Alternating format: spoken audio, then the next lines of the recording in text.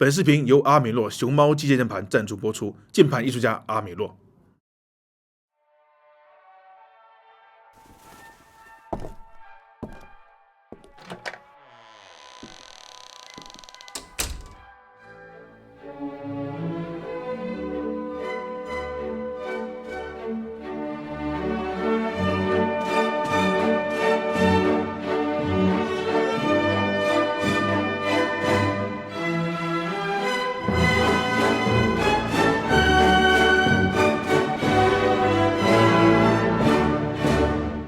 小梁姐，是时候来一场真正的对决了吧？好啊，怎么说什么了？我们老板说我们广告费花太多，总是超市场。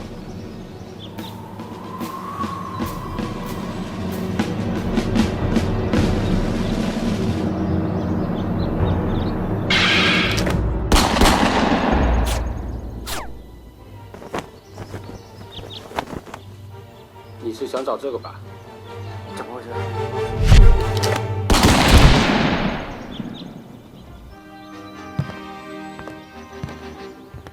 关键时候掉链子，人生就是游戏啊！奇优联机宝，逆转你的关键时刻。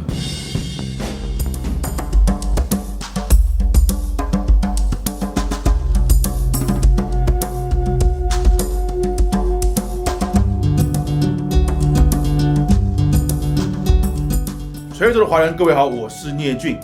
任天堂 NS 的火爆，让一个国内并不大众的系列一下子让很多玩家接受并喜欢，那就只有很多后宫的《异度神剑2》。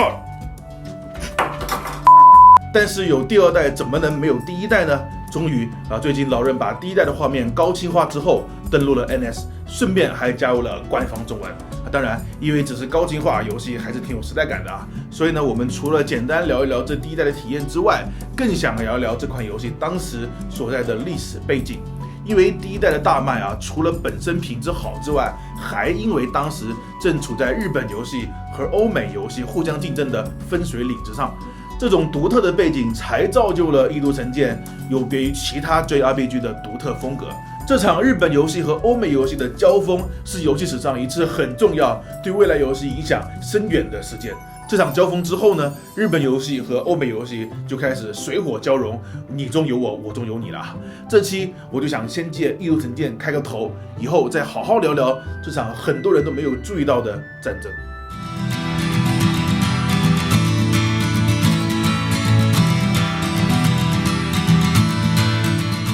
《异度神剑》最早是在 Wii 上的独占游戏，Wii 现在也算是上古游戏机了。虽然官方没有要宣传的意思，但老玩家或许知道，今年刚好是系列第10周年，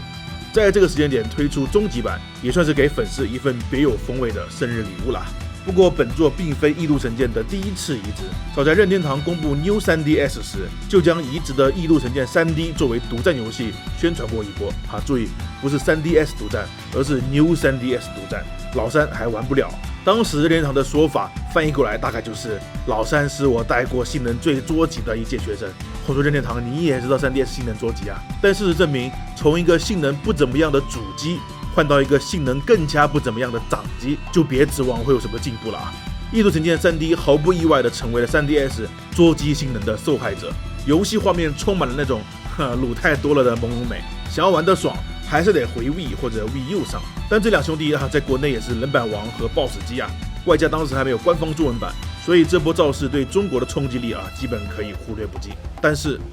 异度神剑终极版就完全不同了。首先其肉体续作别人都是精神续作，他的是肉体续作，异度神奶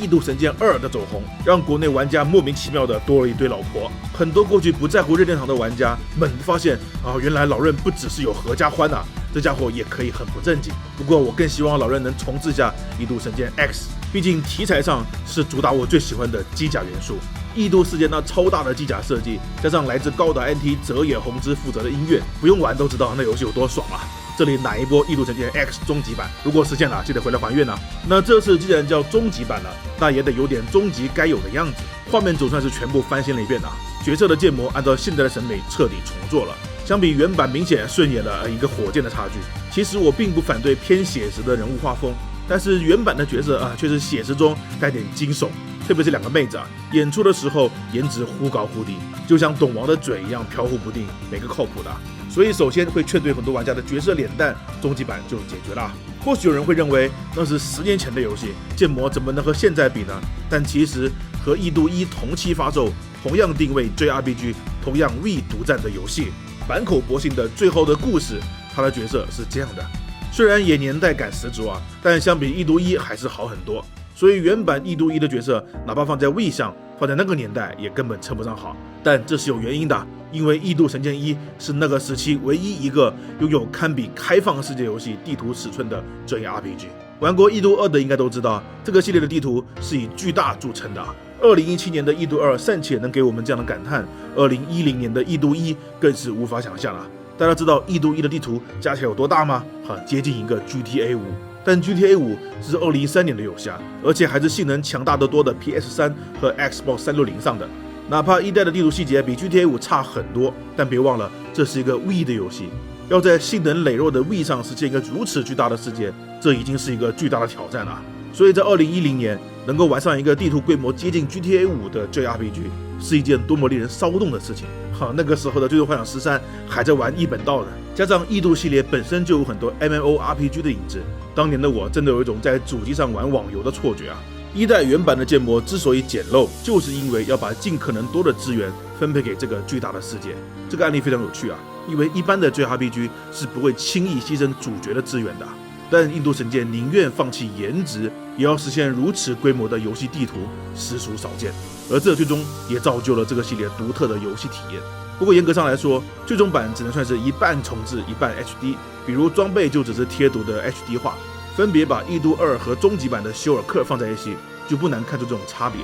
不过画风没有盲目向异度2萌化，而是在原版和新时代之间找到了平衡点，两者兼顾这个我非常喜欢。但毕竟是老游戏了角色的动作还是很复古，主角的原力跳以及梅利亚的猫步放到如今来看有点怪怪的。而且终极版分辨率和异度2完全一样，所以还是尽量接大屏幕玩吧。不过终极版把很多原版的痛点这次一并根除了，比如彻底重做了 UI 界面，赏心悦目。原版抓狂的任务指引系统也完全重做了，主线引导几乎做到了傻瓜式，支线也不再需要像无头苍蝇一样在野外地毯式搜索，地图上直接标好了大大的感叹号，真的是像网游吸收了不少引导系统如果这样大家都不满足的话，下次怕不是真的要加入自动寻路了不过最贴心的还要数时装系统，异度神剑1是有纸娃娃系统的本来这是个很良心的设计，但尴尬的是装备的风格差异巨大。如果只考虑性能，很容易配出莫名其妙的装扮。好好的一群拯救世界的英雄，搞得跟景点片拍照的各路劣质假神仙似的。本来角色建模就不好看，加上奇怪的装备过场动画一播起来，真是千奇百怪，啥样都有，跟看三流国产电视剧一样所以别小看这个改动，它的背后全是老玩家的泪而真正让人不得不掏钱的是这次追加的剧情连接的未来。这个新内容和异度2的 DLC 伊拉稍有点不同，规模没有这么大，也不是前传，更接近于日后谈的定位。所以别说我没提醒大家，如果没有玩过本片，千万不要好奇的先去看这个最佳剧情。这个篇章一上来就是结局闪回，不想被剧透的管好自己的手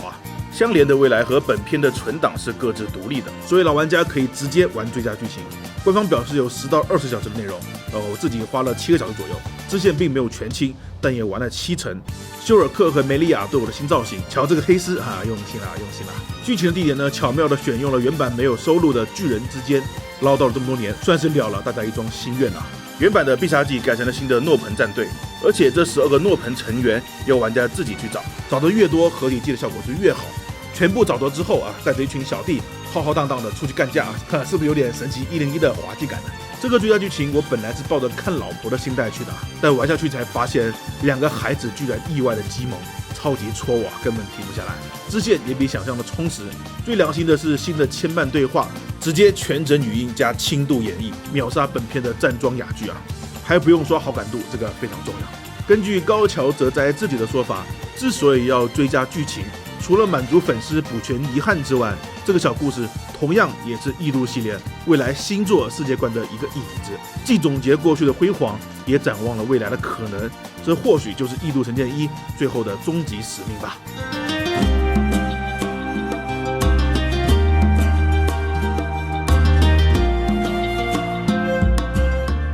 上个世代欧美游戏全面赶超日本，JRPG 作为日式游戏最具代表性的类别，自然也没过上好日子。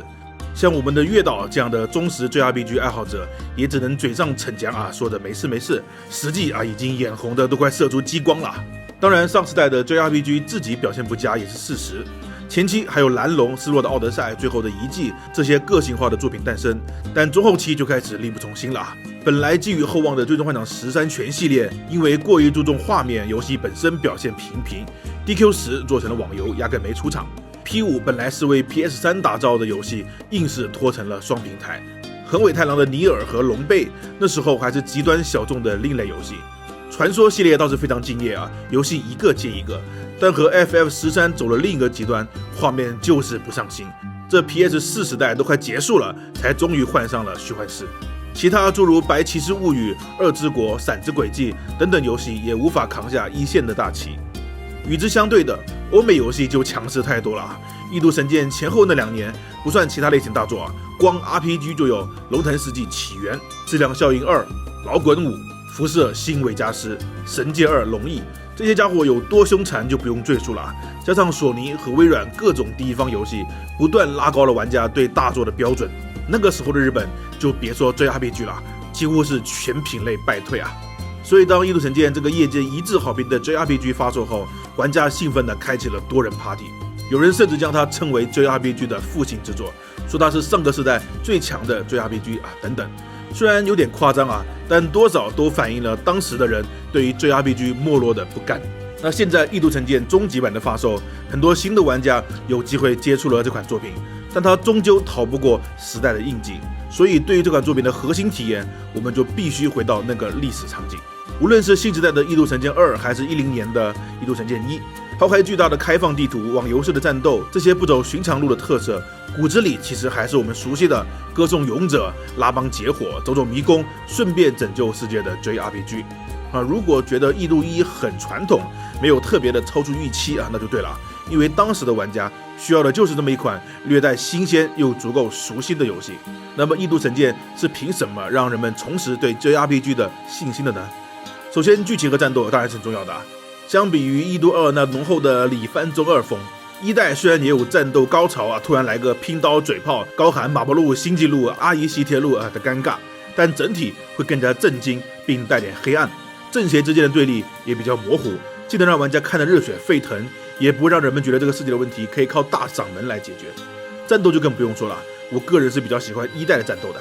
异度2虽然在体验上与时俱进了很多，但越到后面就越单一，反正就是挂球嘛，缺少变数，不挂球伤害就只能修脚。一代就更加均衡输出曲线不会像2代那样子低谷高潮来回跳，就算不用合体必杀技，也一样可以有效的输出。每次开战还都能完成背刺信条，而且有趣的是，男主角是可以预知未来的。战斗的时候，玩家会被提前告知对方的大招，物理必杀要加回避 buff， 魔法必杀要改变敌人的仇恨对象，特殊必杀则只能用盾的效果来防御，甚至可以消耗必杀槽来指挥队友反击。所以一代的战斗不是堆伤害就行了，什么时候拉仇恨，什么时候该来一套破防倒地眩晕数字3连，这都是需要考虑的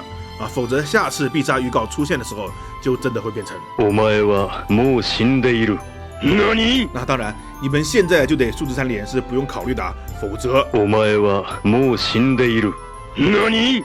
不过异度1对越级挑战的惩罚很高，超过5级以上基本就是全 miss 了，没得打。后期敌人疯狂涨等级，玩家就只能跟着刷相当累人。而且一代的战斗技能不像2代对应到每个按键，需要玩家自己左右来回切。但是用过 Pro 手柄实践的都知道，这货太容易误触上下按键了。偏偏这游戏上下也是有功能的，一出错分分钟原地爆炸气斗都用回了狗头。总之，虽然也有不愉快的地方，但异度神剑的剧情和战斗确实对得起它的名声。再配合上光田康典等人的音乐，那种永远都能在关键时刻完美踩点的配合，真的可以让人听出一身鸡皮疙瘩。喜欢2代音乐的异度神剑1绝对不容错过。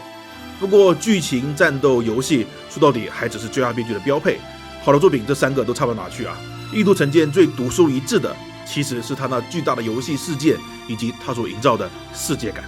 JRPG 之所以要特意和美式 RPG 区分开来，就是因为它深受日本自己文化的影响。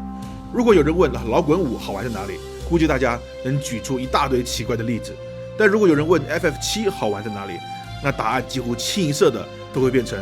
我喜欢这个角色呀，故事很棒啊，战斗很有趣啊。他们的区别在于美式 RPG 脱胎于跑团，更注重的是玩家自己的想法。所以自由的开放世界，欧美游戏里很流行，世界感在美式 RPG 里很重要。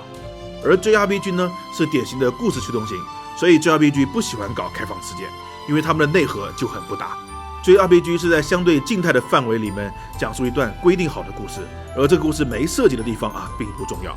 而这恰恰就是《异度神剑》讨巧的地方，一样是巨大的地图，开放式的探索。《异度神剑》并没有刻意的把所有地图设计成了故事的一部分，玩家真的可以不做任何探索，一路线性通关。这游戏里至少有一半区域是主线并不涉及的。《异度神剑》的开放世界真正服务的是世界感，而这世界感对异度的背景设定很重要。高桥哲哉说过，既然要冒险，为什么不去平常看不到的地方呢？看似是句废话，却道出了如今很多 JRPG 的误区。大量游戏把剧情等同于角色，玩命的搞角色文化，但游戏世界却千篇一律，看个开头就能猜到结尾，甚至还不如我们自己想象的。所以《异度神剑》把地图做得这么大，不是为了追赶开放世界的潮流，仅仅是为了给玩家提供一个会让我们感兴趣的舞台。只要有那么一瞬间，玩家抬头看到乌云背后若隐若现的巨人，意识到自己所在的大地其实是一个巨大无比的生物，这种震撼与感动就会慢慢积累为玩家的冒险的动力。我们会想要知道这个世界到底是如何构成的，翻过了这个山头后面还有什么。而游戏也真的把巨神和机神这两个庞然大物的身体，通过冒险一点点地呈现在了玩家面前。当我们走过了巨神之角，经过巨大的采矿场，来到腰部的灵光之池，看到白天还毫无生机的盆地，在夜晚闪耀出令人沉醉的美妙光影，又或者在巨神之手的冰天雪地里仰望射向天空的光芒，甚至进入巨神的胎内一探造物主的秘密，所有这些都是那么的独一无二，令人向往。就像小时候我们第一次玩 RPG， 可以因为第一次走上了像素绘制的世界地图第一次感受到了世界这个概念而兴奋的汗毛直立异度神剑用更现代的方式，让玩家重新找回了冒险最本质的快乐。所以在异度神剑发售之前，这种完整的世界感是美式游戏的优势，它的出现打破了这个局面，让不少日式玩家感受到了一个宏大世界的魅力。这个宏大不是停留在过场动画的文字说明里，而是真正体现在游戏的内容上，这才是异度神剑能够一战成名的核心魅力。其实即便到了今天，日本游戏已经走出了当时的困境，但异度神剑系列的完整世界感依然在 JRPG 里独树一帜，依然没有能超越者。日本的漫画也好，游戏也好，背景设定往往很宏大，但能把这种宏大落实到内容里的异度神剑系列依然是其中的翘楚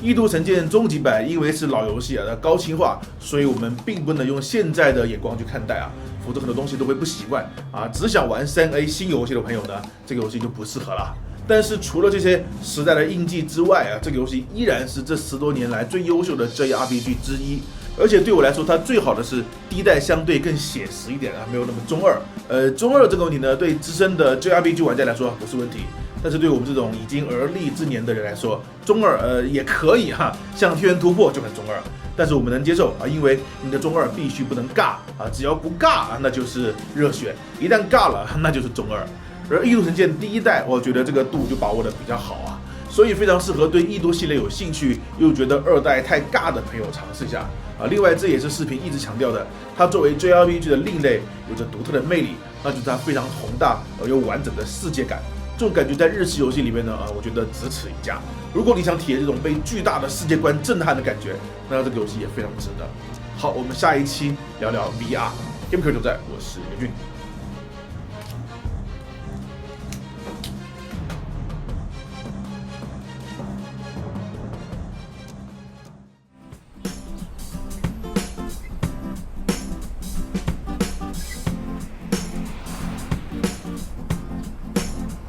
哇哦，这是阿米诺键盘吗？是啊，给我看一下吗？好吧。哇哦！